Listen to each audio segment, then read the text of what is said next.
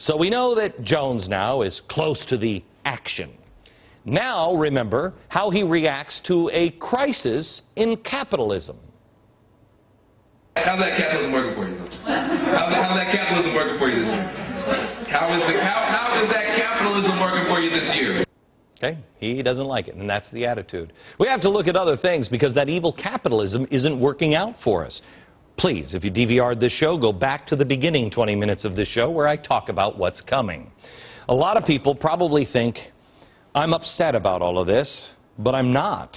I didn't want people to fire Van Jones. I don't ask Van Jones to shut up.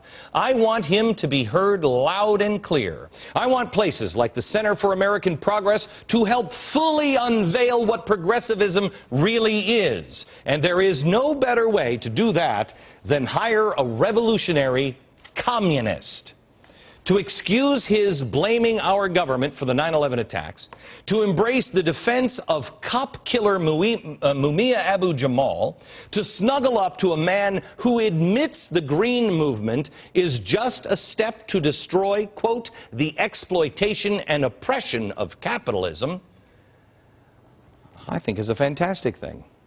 I don't know how much money he's making.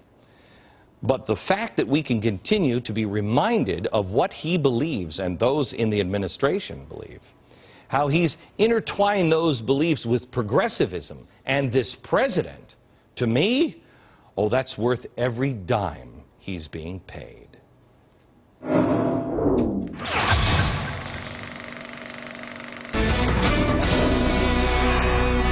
Toyota executives were dragged into Congress today. I am deeply sorry for any accident that Toyota drivers have experienced. Is there any bigger waste of time than congressional hearings? Seriously. The only thing America ever learns from these hearings is which congressman or senator is the best one at hogging the camera. Don't take this the wrong way. I mean, Toyota, sticky gas pedals, really?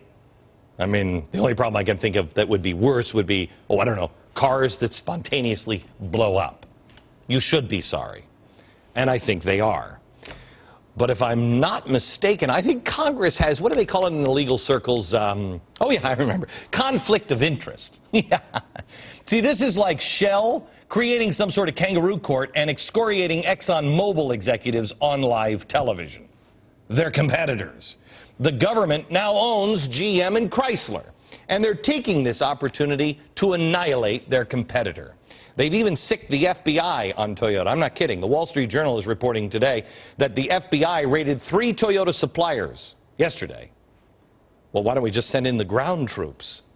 Look, Toyota screwed up, and screwed up bad. But I don't think Toyota would be in business very long if they just allowed that random acceleration feature to persist. Do you? How about we let the free market work it out? Do we really need Congress, the direct competitor of Toyota, to correct the problem? Another reason for the full-scale assault: unions. Toyota is not bogged down by the costly unions, and the unions don't like that, and neither do the new owners of GM and Chrysler.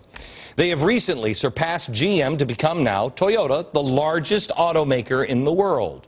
What a better way to save union jobs than by publicly slaying the new giant and hoping people will just buy a GM instead. I know Chrysler and GM have big pensions to pay for on every added car. They have to add that into the price of the car, which makes them not so competitive. Wow. Wouldn't it be amazing if everybody starts suing because Congress has just made such a huge deal out of it? Everybody starts mass lawsuits to teach Toyota a lesson. They'll probably have to add that into the price of the car, which would make them competitive. Or we could make it all go away with talking about some union stuff. Suddenly, this statement from Congress doesn't look so laughable. And guess what this liberal would be all about? This liberal will be all about socializing. Would be about. Yes? Basically. Yes? Taking over. Oh, boy. That's worse. And the government running all of your companies. Shh, quiet. Shh, inside voice. And by the way, completely unrelated news. Chrysler announced today they are recalling 355,000 minivans because of an issue with airbags. Oh, I can't wait to see those congressional hearings.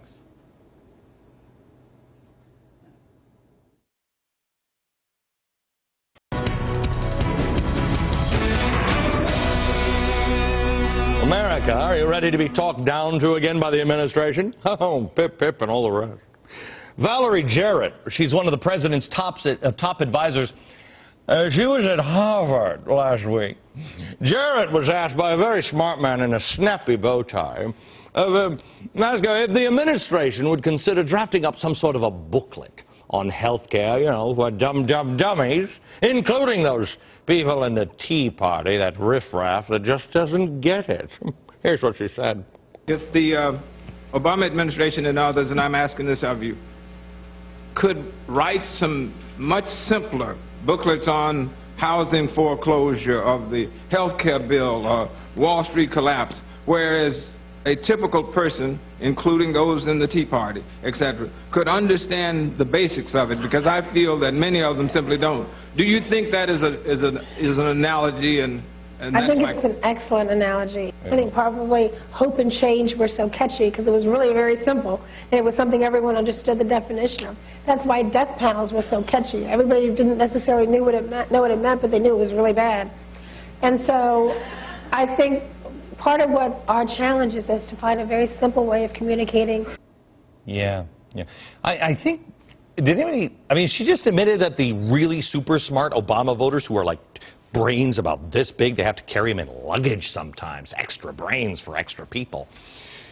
Didn't she just admit that they voted for Barack Obama because the hope and change thing was so simple? If they're so smart, next election, you know what they should do? They should put up bumper stickers everywhere that says Obama, because the rich people have too much 22 cents.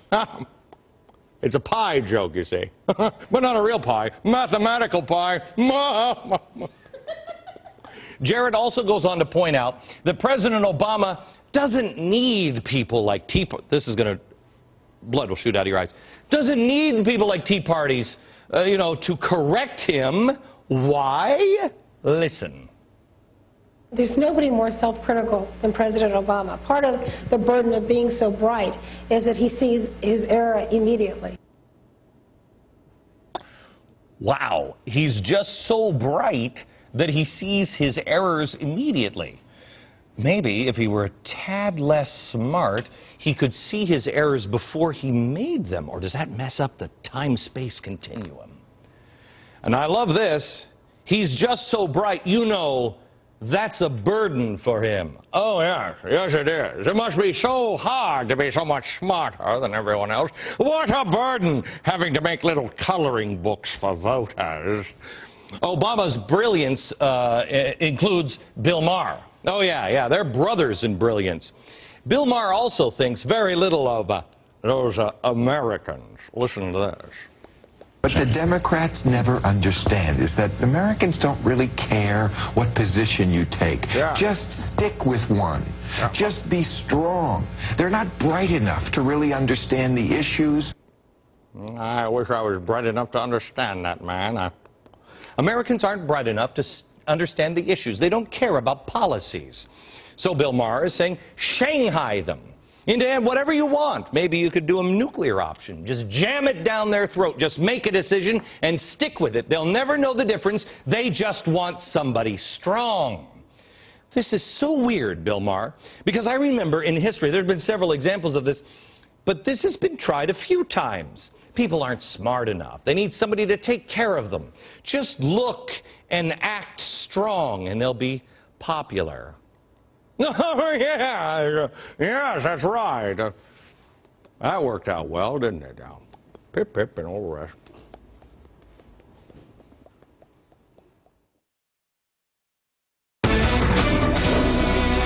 Two of the most amazing stories you will ever read about in history, because progressives tend not to mention them.